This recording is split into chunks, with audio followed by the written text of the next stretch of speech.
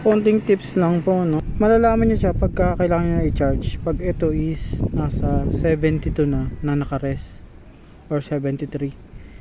Ngayon is 81. So full charge kasi ako eh. Gagawin niyo siya pagka pinipiga niyo, tino-throttle niyo nagsa 72.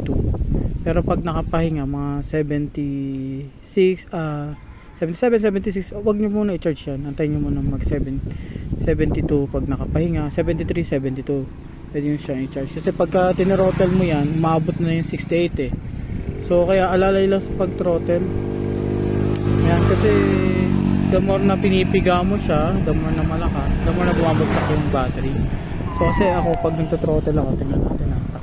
Takbo muna ako guys. Let's go!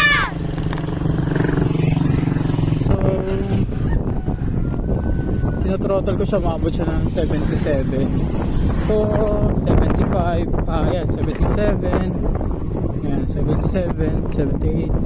Yan, depende sa pag-throttle mo. Pero usually, so bagong charge siya, naabot yung 77. So kanina is nakita niya man is 81, no? So full charge talaga yun.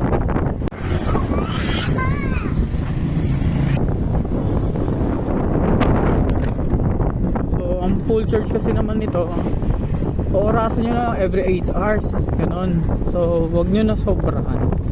Pero kung sobra lang naman isang oras, kayo mag-worry, okay lang yun, isang oras, 2 oras, okay lang yun. Wag nyo lang araw-arawin na lagi sobra ng 2 oras, 3 oras, wag ganun kasi pwedeng tumobo yung battery, no? Kasi yan, nasa 29, 30 takbo ko, tatry ko ng yan, 36, oh, meron isang eco bike na lumalabas, and wow siya, oh, malabas-labas na lang. Try natin ha. So 76 nakita nyo na, 76, 77. So 37 na yung takbo ko. The more na malakas yung piga, the more na malakas yung kain ng battery. Pero pag stable na yan, babalik din sa 77. Sabihin mo malakas pa yung battery mo. So malayo pa yan, naabot pa ako ng nandito kasi ako sa Talis eh. Kaya pa sila back and forth. Pwede pa akong lumiko sa ibang way. So ito naman, hindi naman pagka 72 ka na, pag tinatakbo mo 72, lobat ka na eh. Hindi pa yun.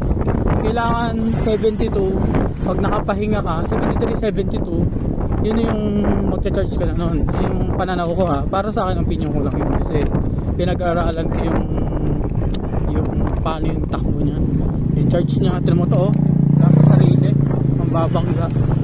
So ganun lang, pinag-aaralan ko yung takbo ng battery niya. So yan, 78 kasi nasa 30 ako ng takbo. Okay, minsan malilito ka talaga eh kung ang battery mo ba is naglolo o hindi naman. Basta kasi pinipiga mo, bumabagsak talaga mga 2 to 3 yung binabagsak ng battery. Pero hindi na ibig sabihin nun lobat ka. Mag-base ka lang talaga pag nakapahinga yung battery. Yun yung basis mo pag kailangan mag-charge. Pag umabot ka ng 73, 72, yan, mag-charge ka na yan. Kasi nasa na yun eh, almost kalahati na. Okay, sige medyo maraming hams. So tatabi muna ako, may kotse kasi. Okay, nagbablog kasi ako. Dito muna ako. So off ko muna guys. So ngayon nakapahinga ako, nasa 80 yung battery ko. Okay.